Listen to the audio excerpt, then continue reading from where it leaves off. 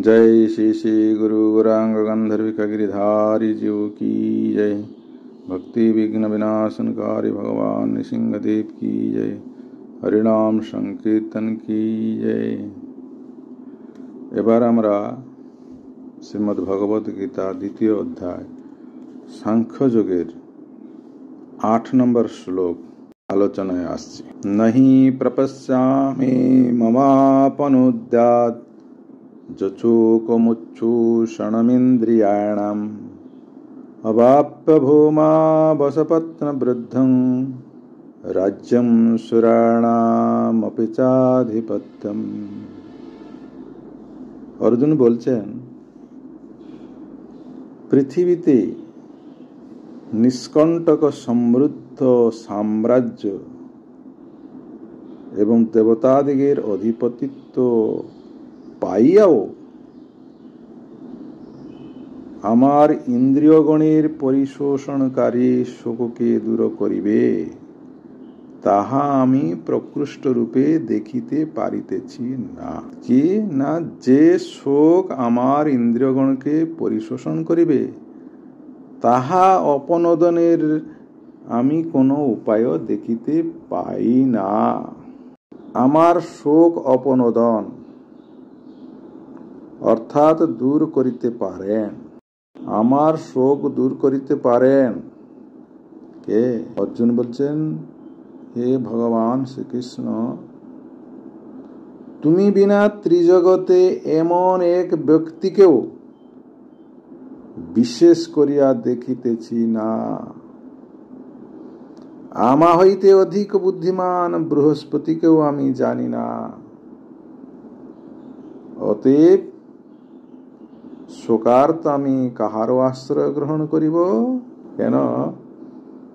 এর আগেই বলেছেন, শিষ্যস্তে অহম সাধিমাং তাং প্রপন্নম।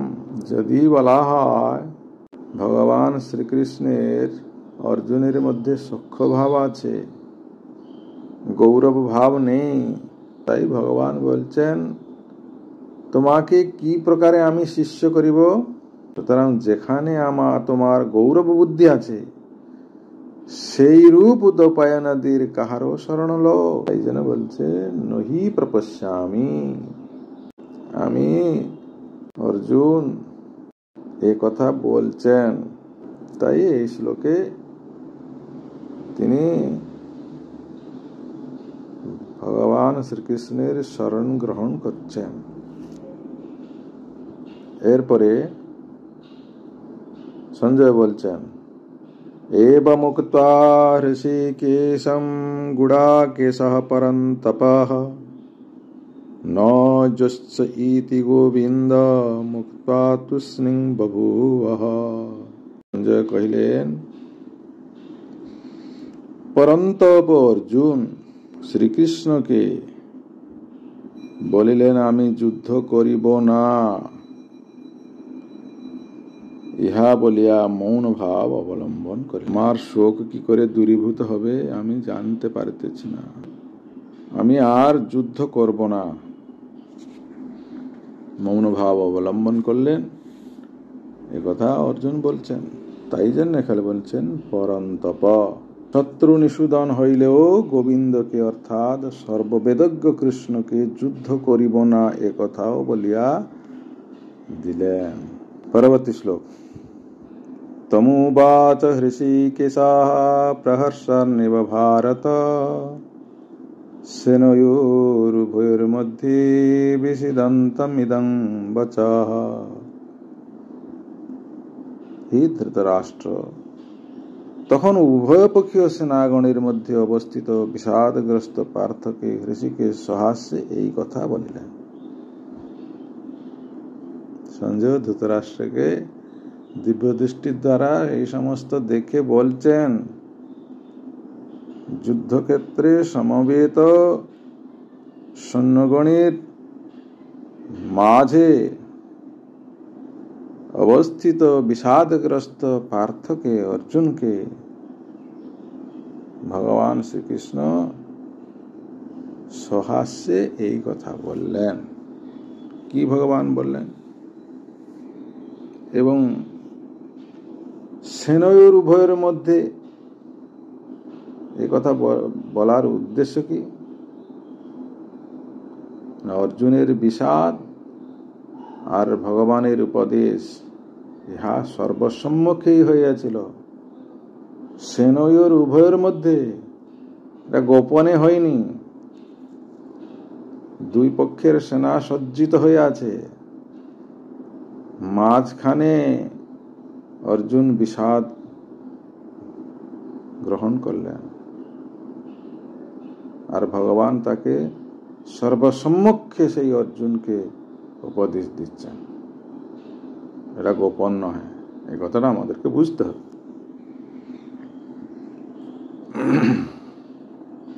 অর্জুনের বিষাদ আর ভগবানের প্রবোধ দান সকলে দেখতে পাচ্ছেন। ভগবান কি বললেন? অশোচানন্যশোচস্ত্বং প্রজ্ঞাবাদস্য ভাসতে গতাসু ন গতাংশুশ্চ নানুশোচন্তি পণ্ডিতাঃ। শ্রী ভগবান বলিলেন, তুমি অসচ্য বিষয়ের নিমিত্ত শোক প্রকাশ করিতেছ, আবার পণ্ডিতগণের ন্যায় কথাও কহিতেছ। কিন্তু পণ্ডিতগণ প্রাণহীন বা প্রাণবান কাহারও জন্য শোক করেন না।